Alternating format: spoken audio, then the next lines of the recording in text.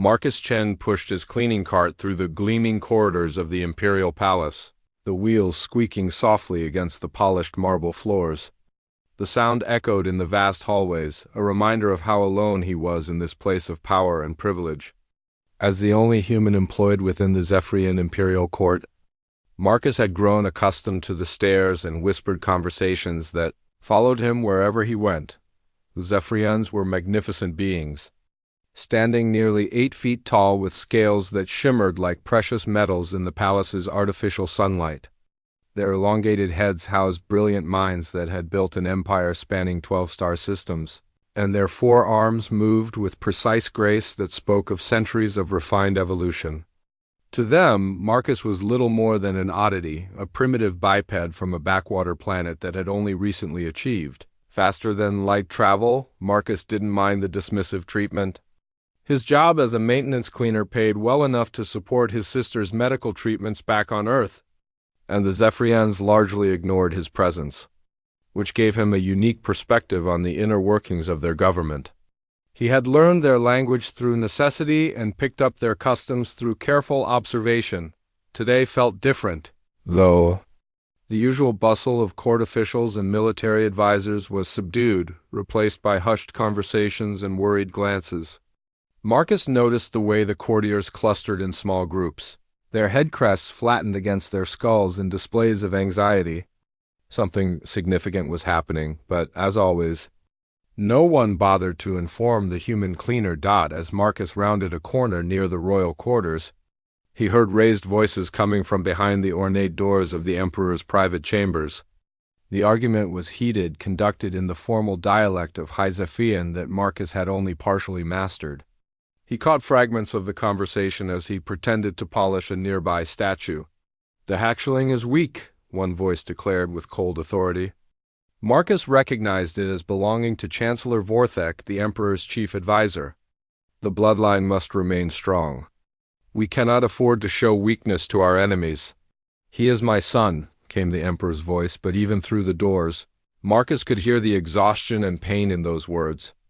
Emperor Theron had ruled for over 2 centuries, but recent battles with rebel factions had taken their toll on his health. "Your Majesty." "With respect, the hatchling's condition is deteriorating rapidly," another voice interjected. "This belonged to the court physician, Dr. Zaleth. Our medical technology cannot reverse the genetic defect. The kindest action would be to allow natural selection to take its course." Marcus felt his stomach clench. They were discussing a child, the Emperor's offspring, as if deciding whether to dispose of a defective piece of equipment. He had heard rumors about the prince, the Emperor's only heir, born with a rare genetic condition that affected his respiratory system and left him physically frail. "The court expects strength," Chancellor Vorthek continued. "If word spreads that our future ruler is weak, it will embolden our enemies. The Andromedans are already testing our border defenses. We cannot project vulnerability."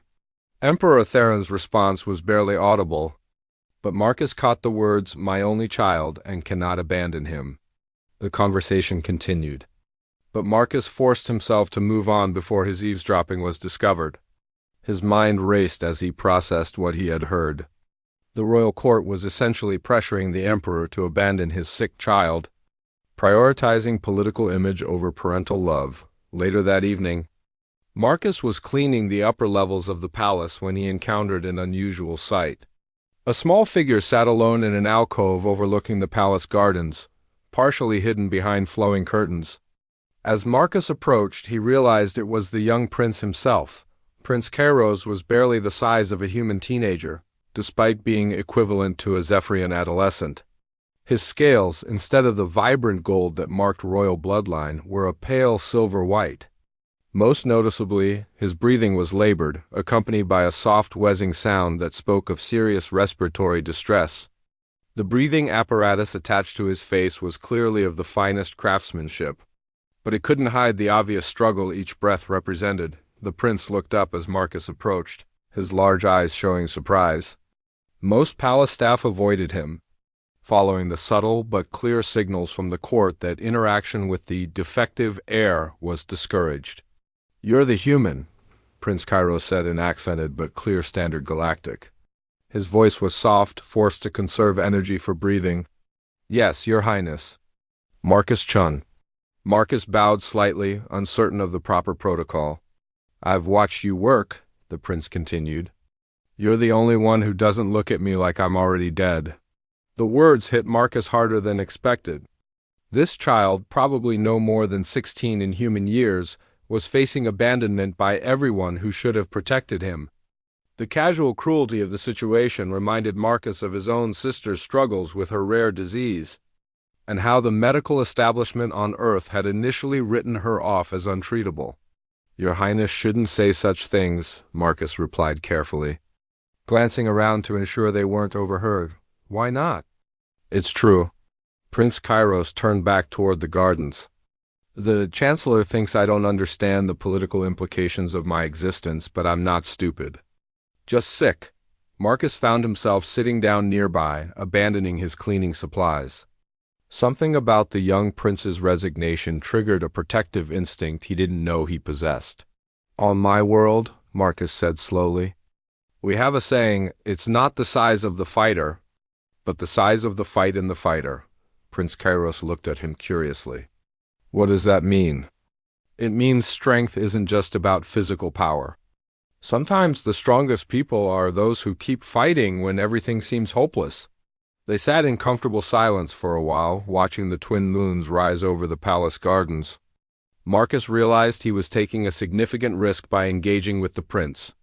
But something about the young Zephyrian's isolation and dignity reminded him why he had left Earth in the first place, to find a purpose greater than himself. As the palace settled into its nighttime routine, Marcus made a decision that would change both their lives forever. He wouldn't stand by and watch a child be abandoned, regardless of the political consequences. Prince Kairos deserved better than the cold calculations of court politics.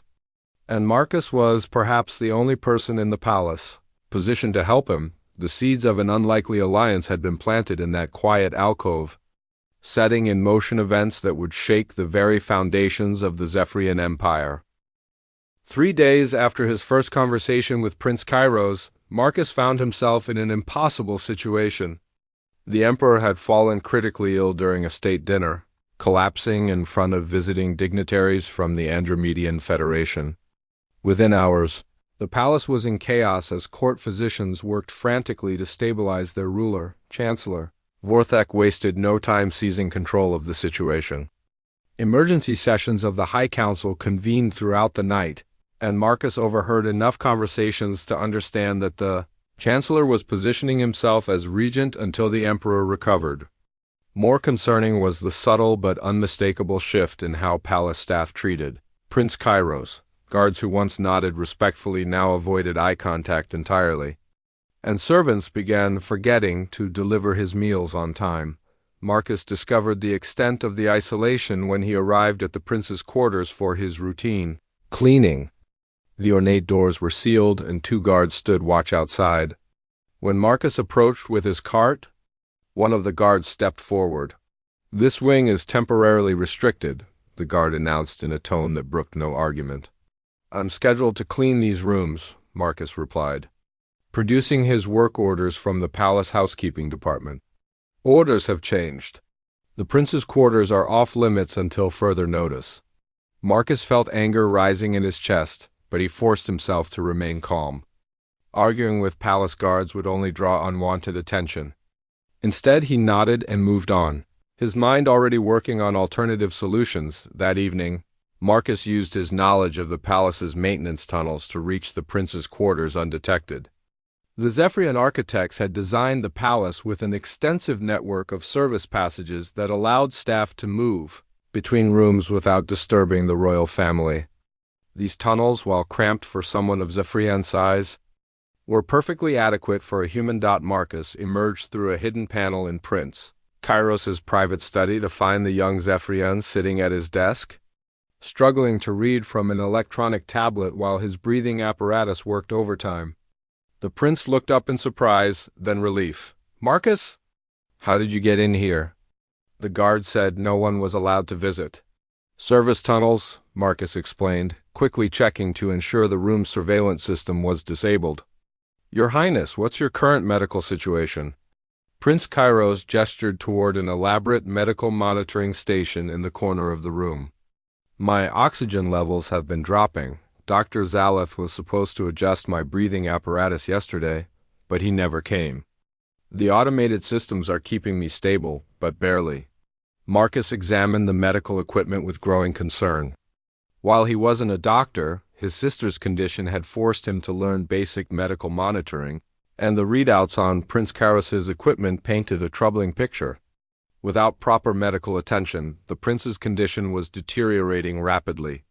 Has anyone from the medical staff checked on you since your father became ill? Marcus asked. No one. Prince Kairos's voice was barely a whisper. The Chancellor sent a message saying all medical resources were being directed toward my father's care. I understand the priority, but this isn't about medical resources, Marcus said grimly. This is abandonment. The harsh truth hung between them. Chancellor Vorthak was allowing the prince to deteriorate, perhaps hoping that natural selection would solve his political problem.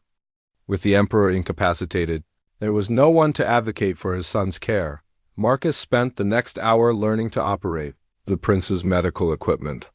Studying the Zephyrian text and comparing it with the diagnostic readings, Prince Kairos proved to be an excellent teacher despite his condition, explaining the functions of various systems with the detailed knowledge of someone who had lived with medical dependency his entire life. Your breathing patterns suggest you need increased oxygen concentration, Marcus observed, adjusting the atmospheric processor connected to the prince's apparatus. And these inflammation markers indicate your respiratory system is under significant stress. You understand this equipment better than most of our court physicians? Prince Kairos said with surprise. My sister has a genetic lung condition, Marcus explained. I've been her primary caregiver since our parents died. You learn quickly when someone's life depends on it. As Marcus worked, Prince Kairos shared more about his situation. The genetic condition affecting him was rare among Zephyrians, occurring in roughly 1 in 10 million births. Previous cases had been considered genetic dead ends, leading to the cultural assumption that affected individuals should be allowed to die naturally to prevent the spread of defective genes. But human genetics research suggests otherwise, Marcus said, his scientific curiosity overriding diplomatic caution. Genetic diversity often includes traits that seem disadvantageous, but provide unexpected benefits under different circumstances. What do you mean? Marcus paused his work on the breathing apparatus to explain. On Earth, we discovered that some genetic conditions that cause problems in normal environments actually provide advantages in extreme situations. Sickle cell anemia, for example, provides resistance to malaria. What if your condition isn't just a defect but a different adaptation? Prince Kairos stared at him with growing interest. I've never heard anyone suggest that before. Because your doctors are thinking like eugenicists, not scientists, Marcus said bluntly. They're assuming weakness instead of investigating possibility. Their conversation was interrupted by the sound of approaching footsteps in the corridor outside. Marcus quickly gathered his tools and headed for the service tunnel entrance, but Prince Kairos caught his arm. Will you come back tomorrow? The prince asked urgently. I don't think I can manage much longer without proper medical support. I'll be back, Marcus promised. And I'm going to figure out a way to get you the help you need. As Marcus made his way through the service tunnels back to his quarters, his mind raced with possibilities. The palace medical database would contain detailed information about Zephyrian physiology and the prince's specific condition. If he could access that information, combined with his knowledge of human medical techniques, he might be able to develop a treatment protocol that the court physicians had never considered. The plan was dangerous and almost certainly illegal, but Marcus found he didn't care. Prince Kairos was a child being abandoned by those who should have protected him. And Marcus had already decided that political considerations were secondary to basic human decency. Back in his small quarters in the servants' wing, Marcus began researching everything he could find about Zephyrian biology and genetics using the palace's educational network. If the court had given up on Prince Kairos, Then it was up to a human cleaner to save the future emperor of the Zephyrian Empire. The irony wasn't lost on him that the supposedly primitive human might hold the key to preserving the most powerful bloodline in the galaxy. Marcus spent 3 sleepless nights researching Zephyrian physiology, using his maintenance access codes to dig deep into the palace's scientific databases. What he discovered challenged everything the court physicians believed about Prince Kairos' condition. The genetic variation affecting the prince wasn't simply a respiratory defect. According to research buried in the archives, similar mutations had appeared throughout Zephyrian history during periods of environmental stress. Ancient records suggested that individuals with this condition possessed enhanced cognitive abilities and resistance to certain toxins that occasionally appeared in their atmosphere. More intriguingly, Marcus found evidence that the condition was linked to an enhanced ability to process low-oxygen environments. The very trait that made Prince Kairos seem weak in the palace's artificial atmosphere might make him incredibly resilient in the harsh environments where most Zephyrians would struggle to survive. Armed with this knowledge, Marcus returned to Prince Kairos through the service tunnels. The prince's condition had worsened noticeably, his breathing more labored despite the medical equipment working at maximum capacity. "I've been researching your condition," Marcus announced without preamble as he emerged from the hidden panel. "Your doctors are wrong about almost everything." Prince Kairos looked up weakly from his bed, where he had been lying connected to an array of monitoring devices. "What do you mean?" Marcus pulled up the historical data on his portable tablet, translating the ancient Zephyrian text as he explained. "This isn't a genetic defect. It's an adaptation. Your ancestors who carried this trait were the ones who survived the great atmospheric crisis 3,000 years ago, but I can barely breathe normal air," Prince Kairos protested. "Because normal air isn't what you're designed for," Marcus said excitedly. "Your respiratory system is optimized for low-oxygen, high-stress environments. The palace atmosphere is actually toxic to your physiology." Marcus began adjusting the atmospheric controls in the prince's room, reducing the oxygen concentration and modifying the pressure settings based on his research. Within minutes, Prince Kairos's breathing became noticeably easier. I feel better," the prince said with amazement. "How is this possible?" "Your court physicians assumed your condition was pathological because they've never encountered it before. But human medical philosophy teaches us to work with genetics, not against them." Marcus continued fine-tuning the environmental controls. "Instead of forcing your body to adapt to normal atmospheric conditions, we're creating conditions your body was designed to handle." The improvement was remarkable. Over the next hour, Prince Kairos's vital signs stabilized. His breathing became regular, and for the first time in days, he was able to sit up without assistance. "Why didn't our physicians discover this?" Prince Kairos asked. "Because they were looking for a cure instead of understanding the condition," Marcus explained. "Human medicine learned long ago that sometimes working with genetic differences is more effective than trying to eliminate them." Their breakthrough was interrupted by urgent alarm tones echoing through the palace. Emergency broadcasts announced that Emperor Theron's condition had taken a critical turn, and all court officials were summoned for an emergency session. Marcus realized this was both an opportunity and a crisis. With the entire court focused on the emperor, he could continue working with Prince Kairos undetected. But if the emperor died, Chancellor Vorthak would have complete control, and the prince's situation would become truly desperate. "We need to move quickly," Marcus said. "If your father doesn't survive, the Chancellor will likely accelerate whatever plans he has for you." Prince Kairos nodded grimly. "He's already positioning himself as my regent, assuming I survive to inherit the throne. But I don't think he intends for that to happen." Marcus helped Prince Kairos out of bed, adjusting his portable breathing apparatus to maintain the optimized atmospheric mixture they had discovered. For the first time since Marcus had known him, the prince moved without visible strain. "Where are we going?" Prince Kairos asked as Marcus led him toward the service tunnel entrance. "To save your father," Marcus said simply. And to prove that you're not the weak link everyone thinks you are, they made their way through the service tunnels toward the Emperor's quarters. Prince Kairos moving with surprising agility in the modified atmospheric conditions.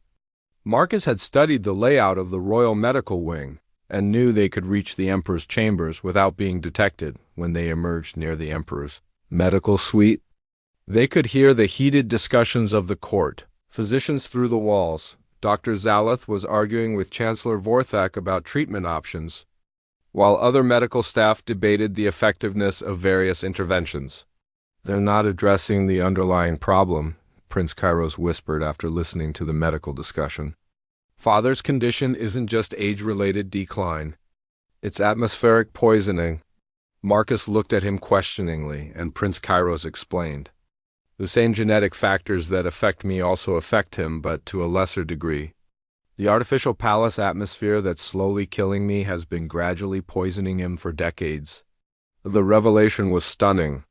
Emperor Theron's declining health wasn't simply the result of stress and age, but chronic exposure to atmospheric conditions that were incompatible with his genetics.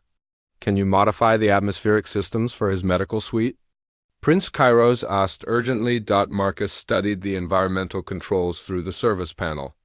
The medical suite's atmospheric systems were more sophisticated than those in the prince's quarters, but the basic principles were the same. "I can try," Marcus said. "But if I'm wrong about the atmospheric poisoning theory, changing his environment could kill him. And if we don't try, he'll die anyway."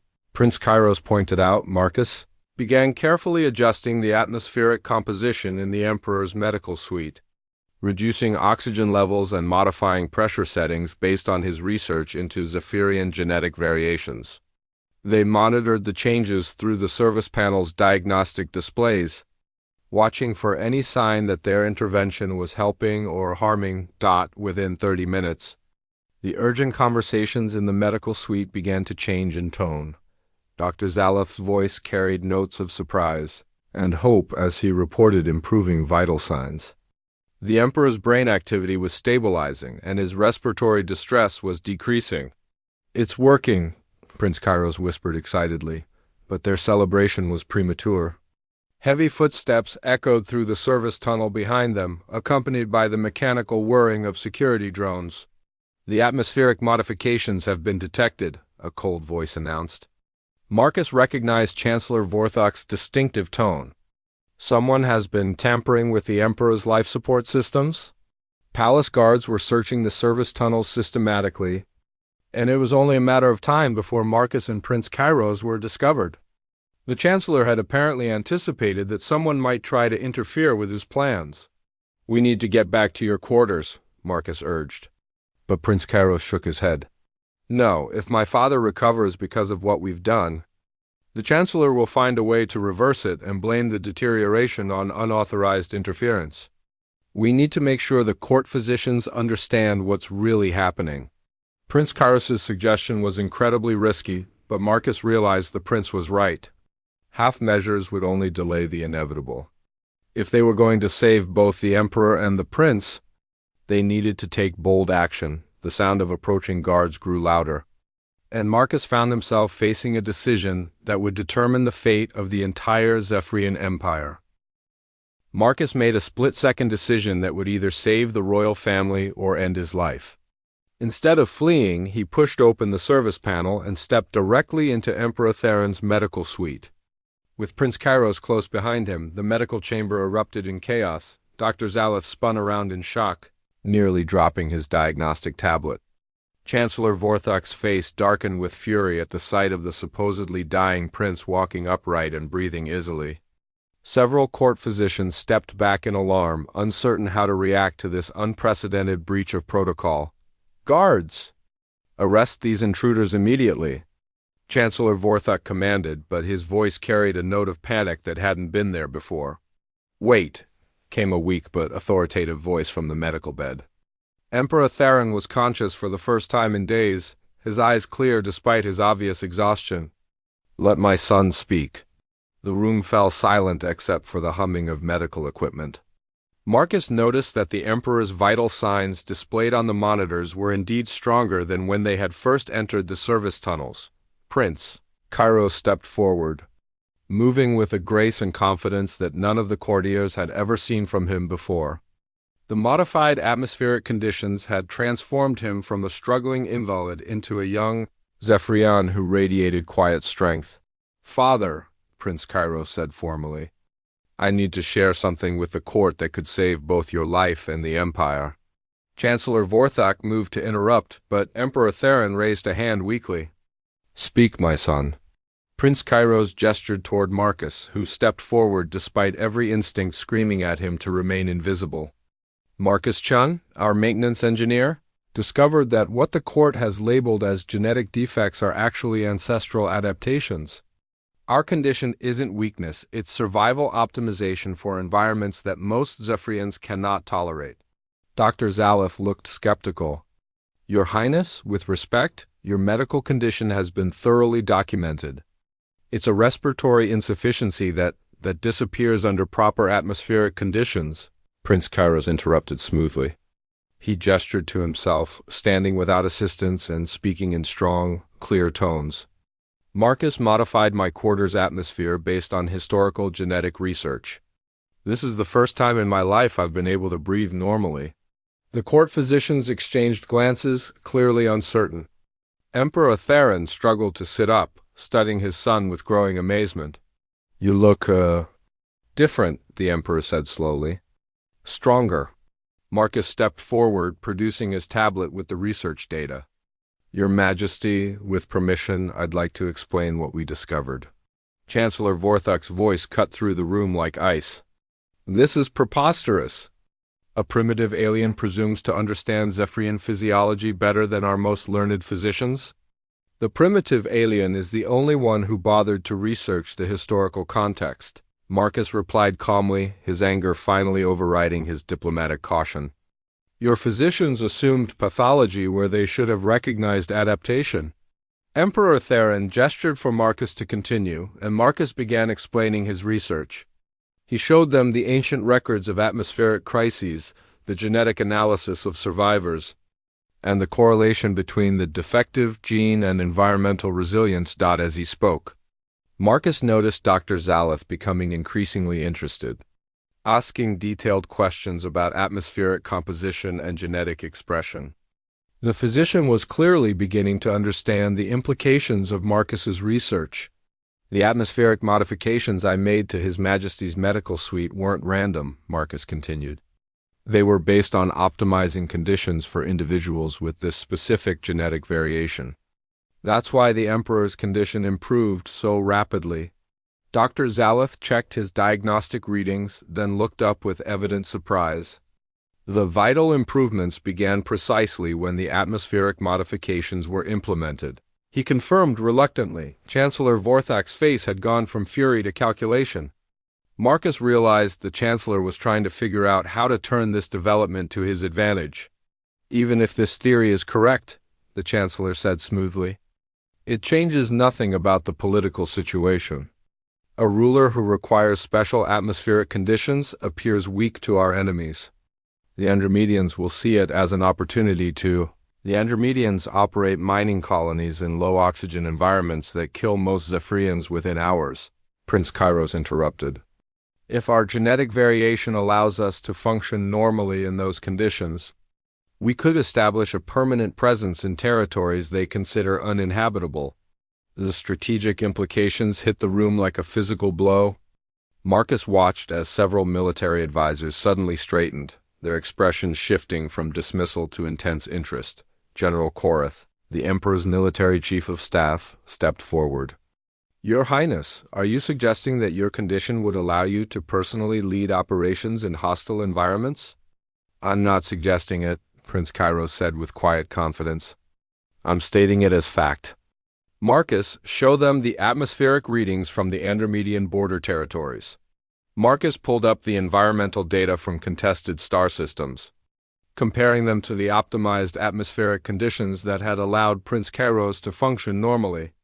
The correlation was undeniable. Your Highness could operate effectively in environments where normal Zephyrian forces would require extensive life support equipment, General Korath said, his voice filled with growing excitement. The tactical advantages would be enormous.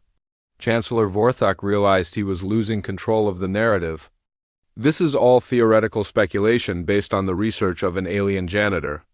An alien janitor who accurately diagnosed and treated conditions that stumped our entire medical establishment, Emperor Theron said, his voice gaining strength. Marcus, you have my profound gratitude. You've saved not just my life, but possibly the future of our empire.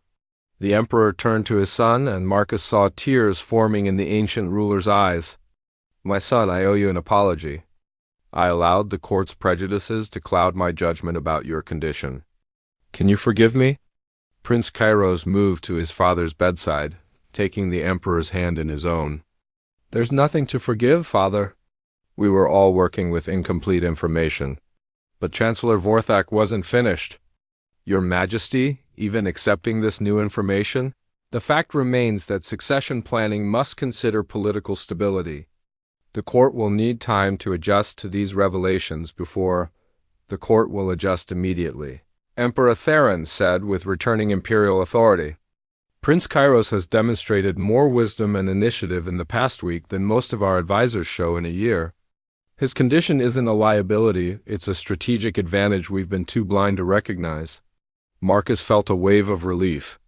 But he also sensed that Chancellor Vorthok wasn't the type to accept defeat gracefully. The political battle was far from over, and the Chancellor would likely try to find other ways to undermine Prince Kairos's position. As if reading his thoughts. Prince Kairos caught Marcus's eye and nodded slightly. The young prince understood that this victory was just the beginning of a much larger struggle. The revelation about the royal family's genetics would reshape Zephyrian politics, but it would also create new dangers as various factions tried to exploit or eliminate this newfound advantage. Marcus realized his quiet life as a palace cleaner was about to become considerably more complicated. 3 weeks after the revelation in the Emperor's medical suite, Marcus found himself in a position he had never imagined, personal advisor to the Crown Prince of the Zephyrian Empire. The transformation had been swift and dramatic, but it came with dangers that grew more apparent each day. Prince Kairos had insisted that Marcus receive an official court position, arguing that his unique perspective and research capabilities were invaluable to the empire. Emperor Theron, whose health had continued to improve under the modified atmospheric protocols, had agreed immediately.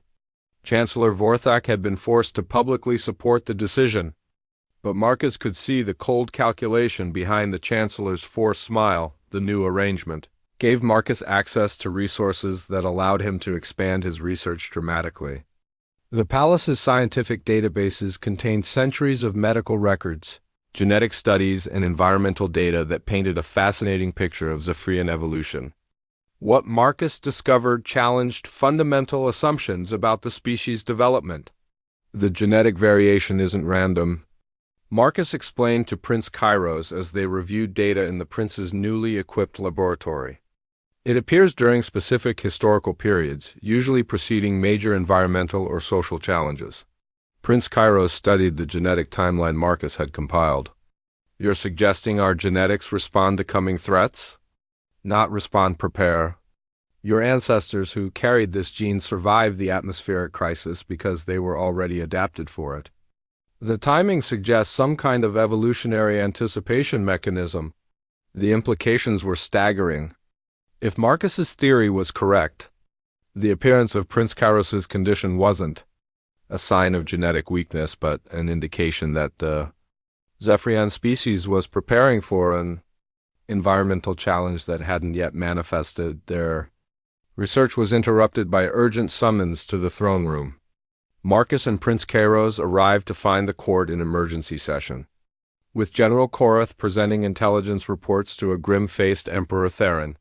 The Andromedian Federation has launched a full invasion of the Kepler mining territories, General Korath announced. They're using new atmospheric weapons that make the mining stations uninhabitable for our forces. Marcus felt his stomach clench as the strategic situation became clear. The Andromedians had developed weapons that created exactly the type of low oxygen, high-pressure environments that Prince Kairos could tolerate naturally. Our defensive forces are being forced to retreat from positions they've held for decades, General Korath continued. The atmospheric weapons create conditions that require full environmental suits, severely limiting our combat effectiveness. Chancellor Vorthak stepped forward, his expression carefully neutral. Perhaps this would be an opportune time to test our theories about His Highness's environmental adaptations. The suggestion was delivered casually, but Marcus recognized it for what it was, an assassination attempt disguised as a strategic opportunity. If Prince Kairos failed to perform as expected in combat conditions, it would discredit both him and Marcus while conveniently removing the Chancellor's primary obstacle to power, Prince Kairos.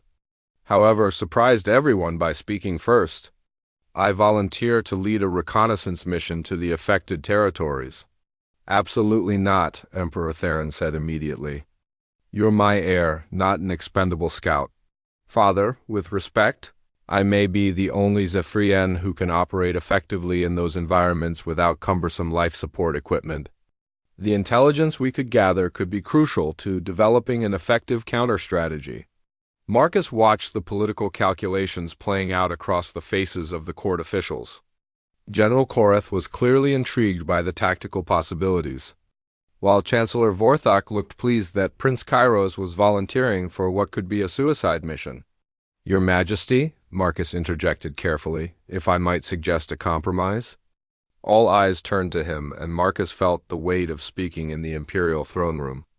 A limited reconnaissance mission with full scientific monitoring could provide valuable data about His Highness's capabilities while minimizing risk.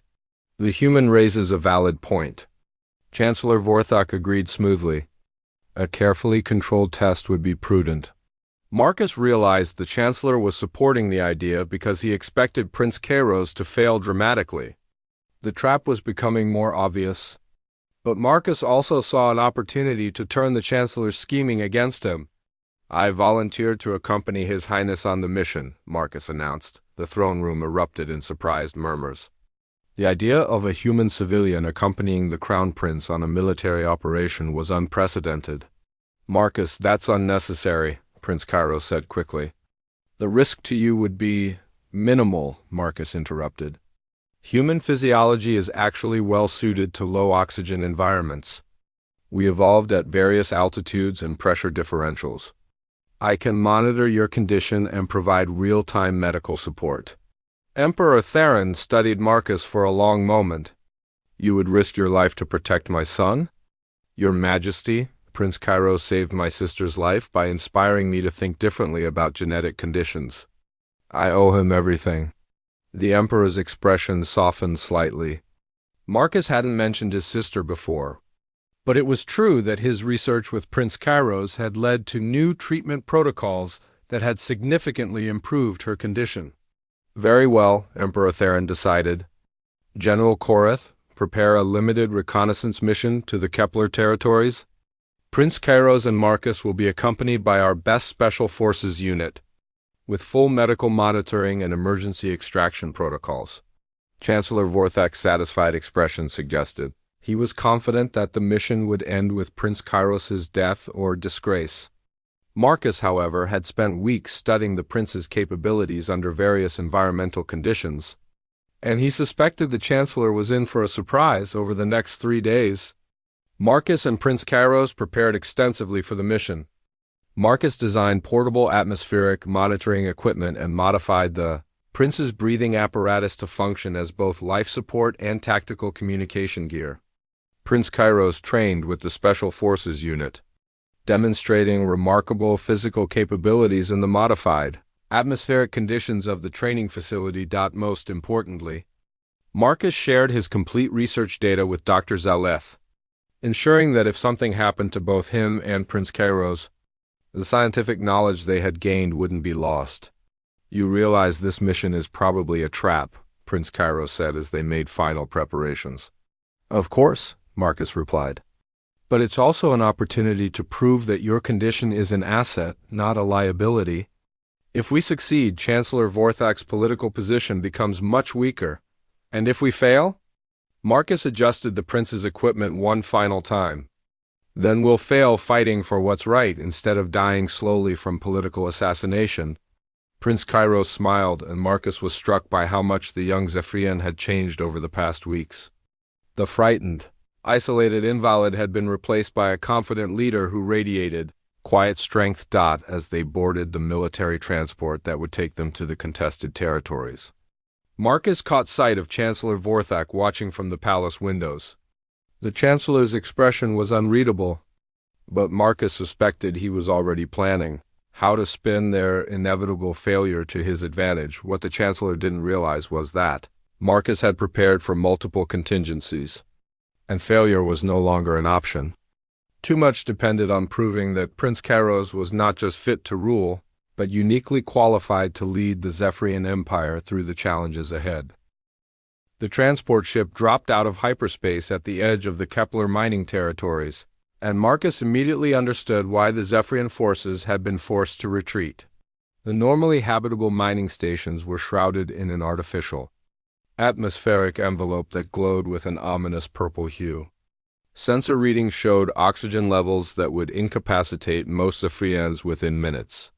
Environmental analysis confirms Andromedian atmospheric weapons deployment, reported Captain Thrix, the Special Forces commander assigned to their mission.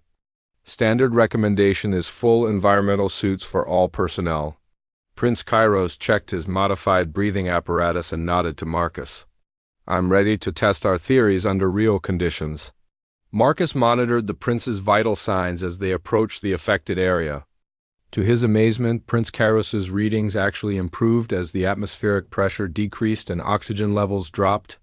The young Zephyrian was literally becoming stronger as conditions became more hostile. Remarkable, Captain Thrix observed, watching Prince Kairos move with increasing agility as they transferred to a smaller reconnaissance vessel. His Highness appears to be adapted to exactly the conditions the Andromedians are using as weapons. The irony wasn't lost on Marcus. The genetic variation that the court had considered a liability was turning out to be the perfect counter to their enemy's most effective weapon. Their first objective was Mining Station Omega-7, which had been abandoned 3 days earlier when atmospheric weapons rendered it uninhabitable. As they approached, Marcus could see Andromedian patrol ships maintaining a perimeter around the installation. Standard tactics would require a full assault force in environmental suits, Captain Thrix explained. But if His Highness can operate normally in these conditions, I can do more than operate, Prince Kairos said confidently. I can excel. They docked with the mining station's emergency airlock, and Marcus watched nervously as Prince Kairos prepared to enter the contaminated environment. The atmospheric readings were lethal for normal Zephyrians, but based on their research, they should be optimal for someone with the prince's genetic variation. Prince Kairos removed his breathing apparatus and stepped into the station's main corridor. For a terrifying moment, Marcus thought he had miscalculated and was watching the prince die. Then Prince Kairos straightened, took a deep breath, and smiled. It's perfect, the prince said, his voice stronger and clearer than Marcus had ever heard it. This is what I was designed for. What followed was a demonstration of capabilities that left the Special Forces team speechless.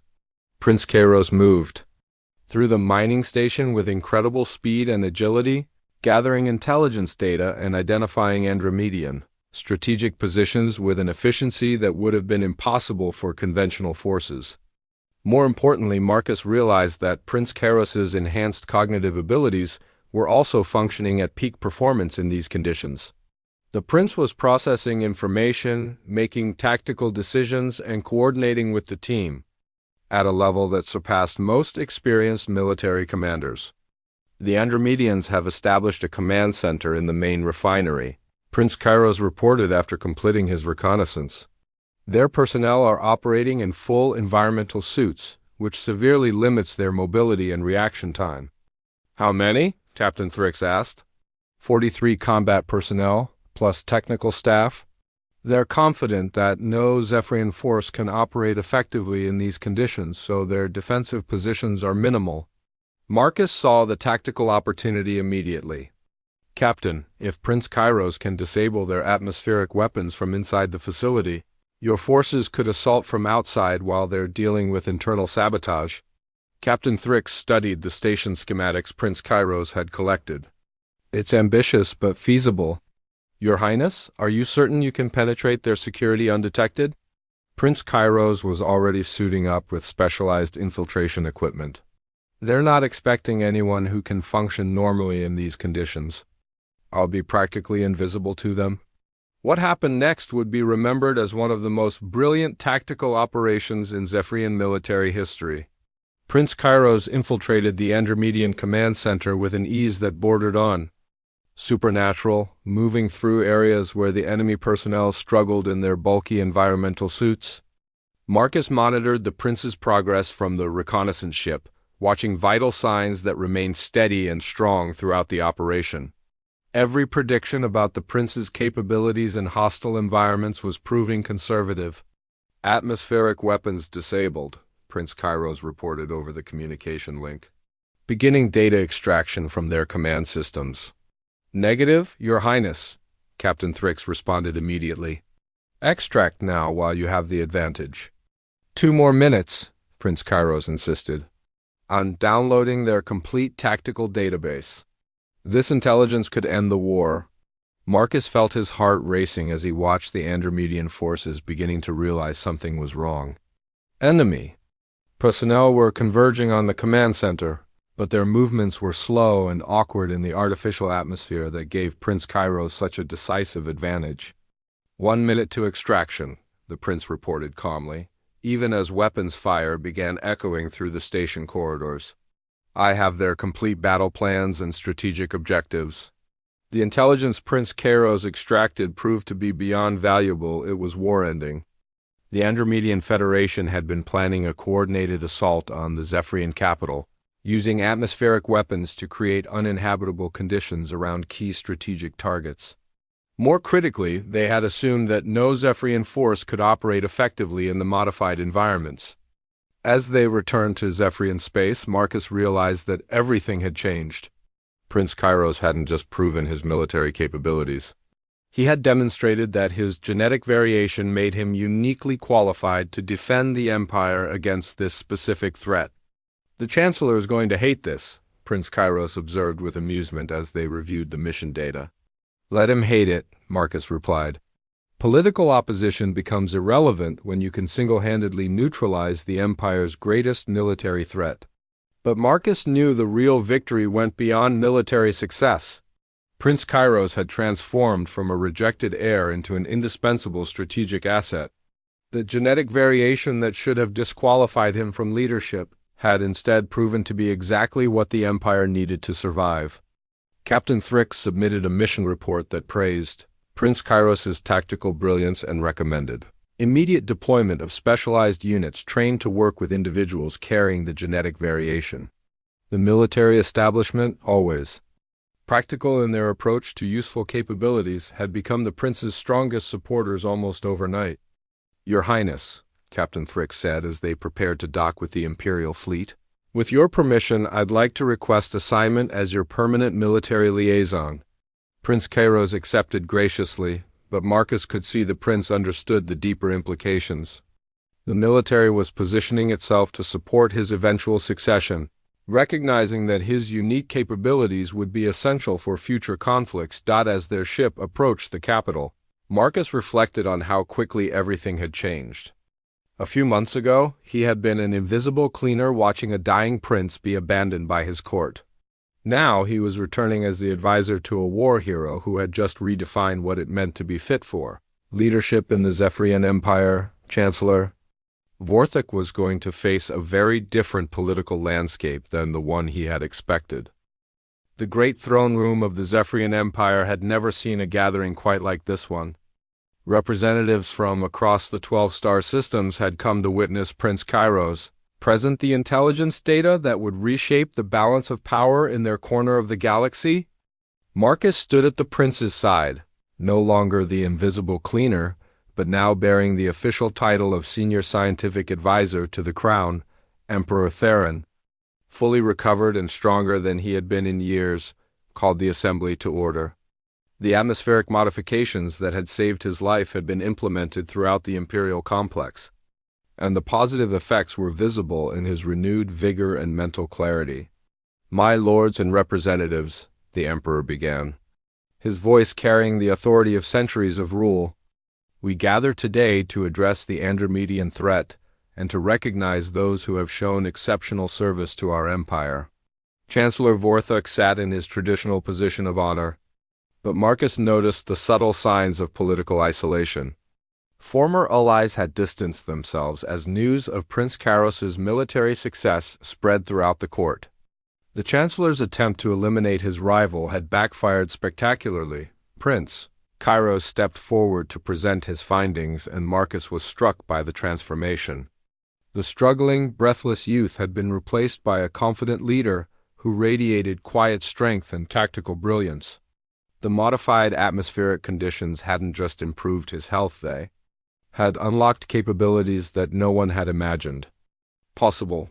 The intelligence gathered during our reconnaissance mission reveals the full scope of Andromedan strategic planning, Prince Kairos began, his clear voice carrying easily through the vast chamber. They intended to use atmospheric weapons to render our capital uninhabitable, forcing our government into exile and allowing them to claim our territories unopposed. The assembly stirred with concern as Prince Kairos detailed the Andromedan battle plans.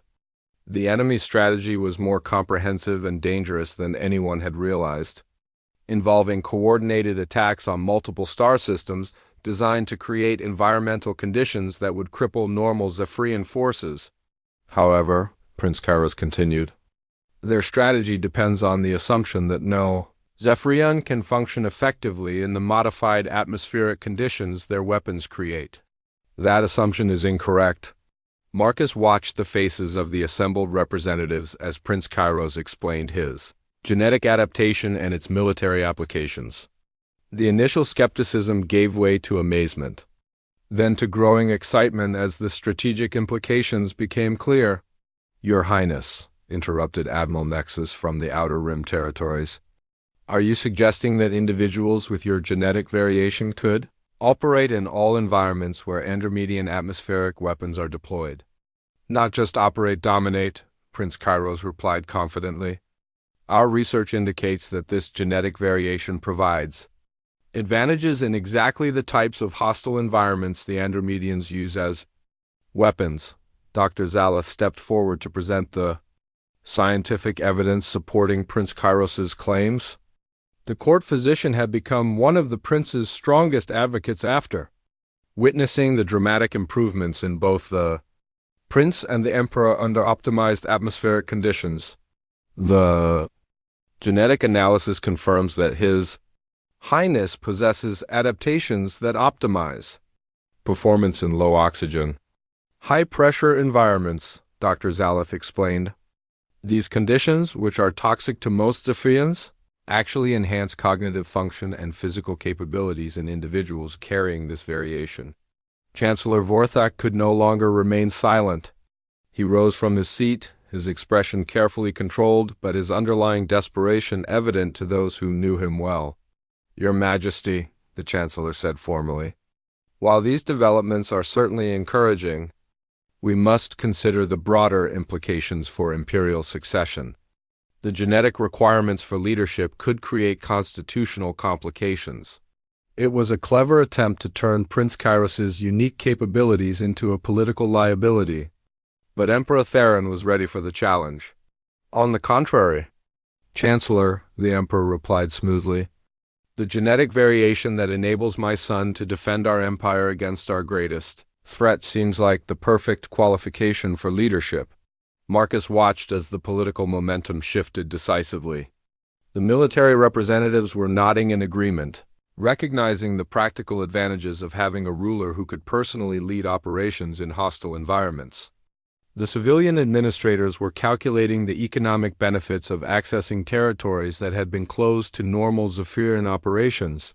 "Furthermore," Emperor Theron continued, "our research suggests that this genetic variation appears during periods when our species faces environmental challenges. Prince Kairos's condition isn't a medical problem. It's an evolutionary preparation for the threats we're currently facing. The Emperor gestured toward Marcus, who stepped forward with a mixture of pride and nervousness. Marcus Chun, despite being from what some have dismissed as a primitive species, demonstrated the intellectual courage to challenge our assumptions about genetics and medicine. His research has not only saved my life but has revealed capabilities that could secure our empire's future. The formal recognition was unprecedented. No alien had ever been honored in the imperial throne room, and Marcus felt the weight of history as he accepted the emperor's praise. "Your Majesty is too kind," Marcus said carefully. "I simply approach the problem without preconceptions about genetic weakness or strength." "Precisely," Prince Kairos interjected. "Human perspective provided insights that our own physicians had missed because they assumed pathology where they should have recognized adaptation." Chancellor Vorthak made one final attempt to regain control of the narrative. "Even accepting these medical revelations, the Empire faces practical challenges. The Andromedian Federation will not simply surrender because we have neutralized one aspect of their strategy." "You're absolutely right," Prince Kairos agreed, surprising everyone with his ready acceptance of the Chancellor's point. "Which is why I'm proposing a fundamental restructuring of our military strategy." Prince Kairos outlined a comprehensive plan for training specialized forces to work with individuals carrying the genetic variation, establishing permanent bases in previously uninhabitable environments, and developing new tactical doctrines that would turn the Andromedians' atmospheric weapons into strategic disadvantages. More importantly, he proposed diplomatic initiatives that would offer alliance opportunities to other species facing similar environmental challenges.